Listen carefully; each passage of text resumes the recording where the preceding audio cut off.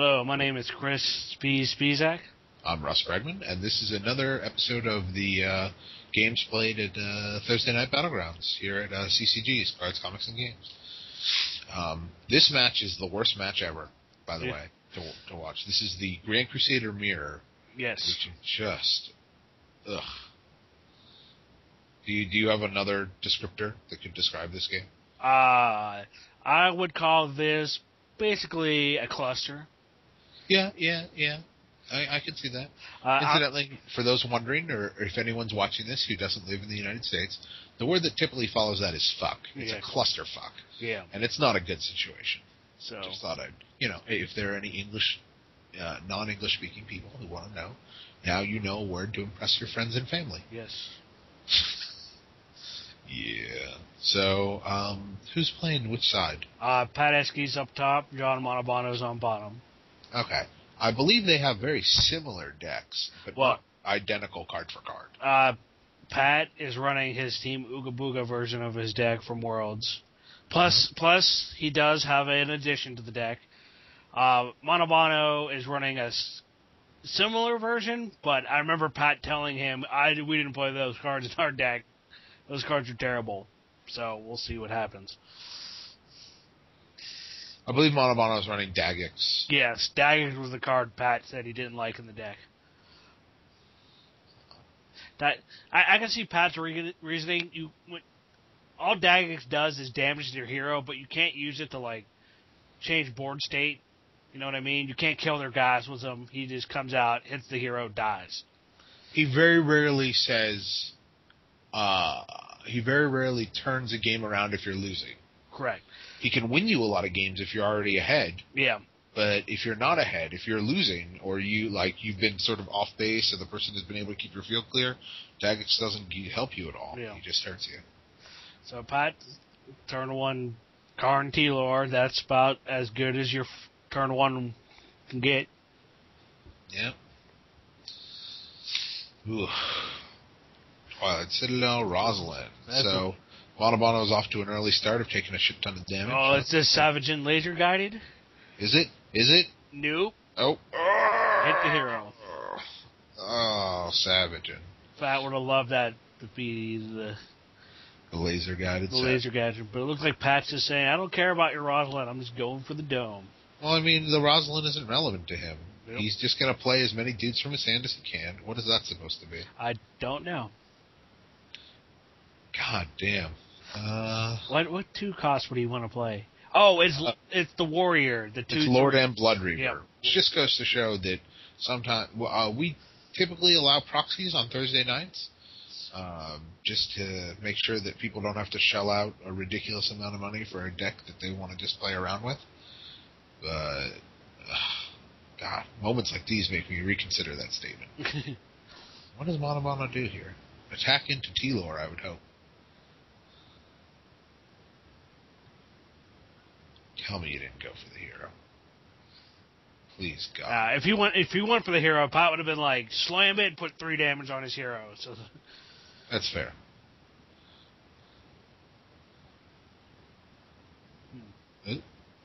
Oh, no. Something's going on there. It was the hero. Pat was probably confused by that. That's pretty confusing to me, too. Yeah. He had to, I guess he leaves 2 open and says, I have a righteous cleanse. Yeah. But Pat just continues to hurt him, to hit him. Yeah. He doesn't have to play Grand Crusader here. There's no... At this point, Pat should be like, I'm going to play dudes. Yeah, here's more guys. Yeah. You have 1 Rosalind. You have to play more dudes at some point to keep up with me. And then you died. So that happened. Yeah. That Rosalind last turn needed to try to kill an ally on Pat's field. Whether it took out a Lordan or something. Yeah. It's alright. Is what it is. I think Montalbano just has a much slower hand here and is going second. Yeah. So he was in some trouble no matter how you slice this one. So. Let's see. Pat's thinking, don't go for the Grand Crusader, Pat. Don't do it. Don't do it. Seeds? Seeds. I believe that was a Grand Crusader. We can kind of see. Yeah. Seeds, and probably, I think that other card is an Edward Van Cleef. Might be. I believe, which is another card that is being currently proxied. Hot proxies. Yes. Hot proxies. Hot.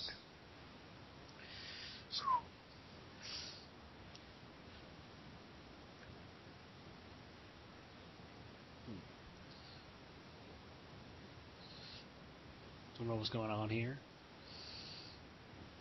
Oh, to the dome. Dome. Yeah, I don't know why you wouldn't here if you were Pat. I mean, you get to just deal 5 damage for free, or 4 damage for free, like no restriction. Pat. Rosalind just wasted an attack.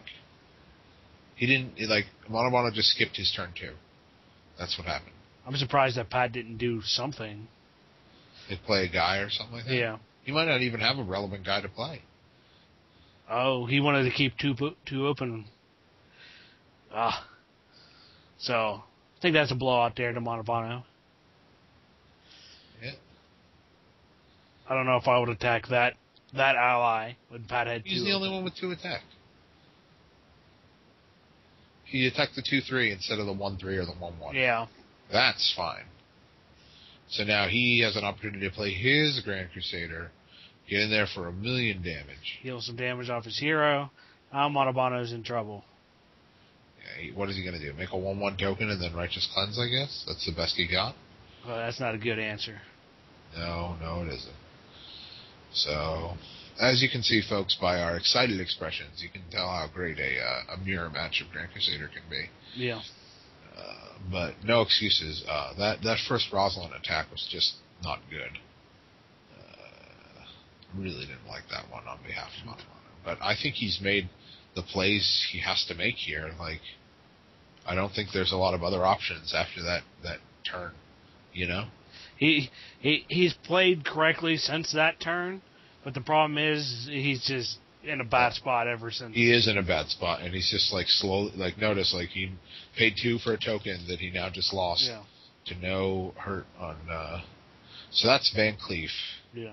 Proxy Van Cleef. So here's 2 thugs. They're thugging out. So this is when Monobono needs to. I don't know what he needs to do. I don't know what he does. That's 0 damage, so it's not like he can one of the things about Dagix that sometimes shines is that you can just burst the hero down. Yeah. He doesn't really have an opportunity to do that. He's got a bunch of damage on him. Van Cleef is untargetable. I don't know what he does. I think he's in trouble here. Obviously. Yeah. I mean, what can he do? Row for Holy Wrath, or he can't even get the Holy Wrath. He says he's on his turn 5. So he makes it one more turn if Pat doesn't have Grand Crusader in hand. Does he? 3, 8. Pat has 10 damage on the field. Plus his hero's flip 14. So 17. Monobono's dead on the field. He's just straight up dead. This kills the Tauren. Yes. Jesus. Unless Monobono can get rid of an ally on the field. I don't know how he's going to. He doesn't have Holy Shock in his deck. Yeah.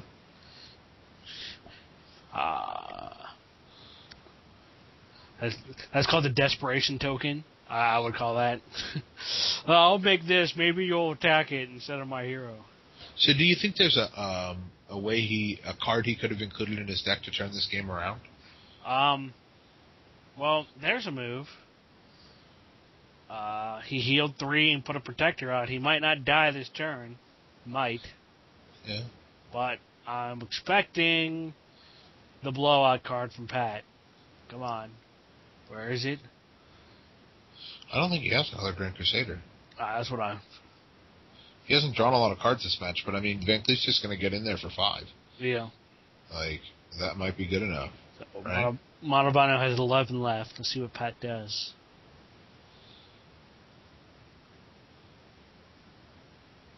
Yeah, he can. If he attacks all in, he can take him to 1 if he alpha strikes. I think that's at fine. this point in the game, it seems good enough. Just get in there, put him at what, 1? You said? Yeah, one life. That's assuming his flip, everything. And Mono protects with his one guy.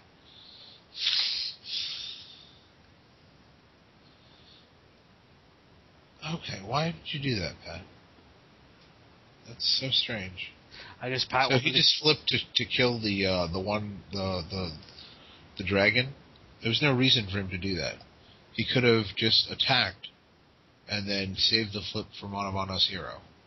I mean, I know he feels like he's commanding position right here anyway. Like look at the difference in fields, yeah. Yeah. Strange decision. Well, it kind of was because it does give Mono a turn 6. I don't know. At this point, no matter what, Mono had a turn 6.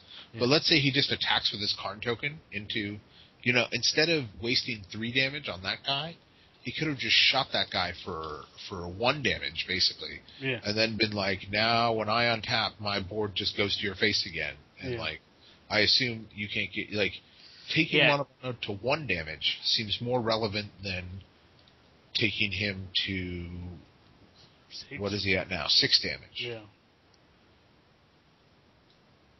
Yeah? Did that work out? I think your math is a little funny, but I think saving the flip would have been better.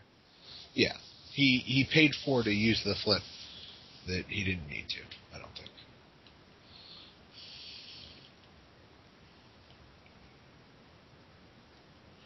But at this point, 1824, he's dead.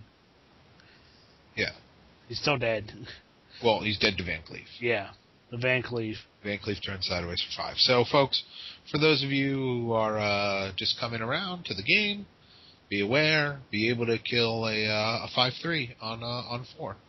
That has 2 protectors and is untargetable. Yeah. So, play a card like Juggernaut, play some kind of AoE to get rid of the protectors. There's a lot of options out there that people are already discussing, but people think he's the second coming of Christ. He's second coming of Miriam, from what I hear. He's just not that good. I've consistently said that, but I don't know. Everyone thinks he's the beast fucking knees. I would say a 3/4 that tapped to deal 5 without attacking is not the same as a 5/3 that has to attack, even if he has stealth. Well, I thank everyone out there for listening. Listen to our podcast, Pittsburgh Player Podcast, and please watch our other videos on our YouTube channel here. And rate them with thumbs ups. Is that what you give to YouTube videos? Thumbs up, thumbs down, if applicable, I guess. No thumb down.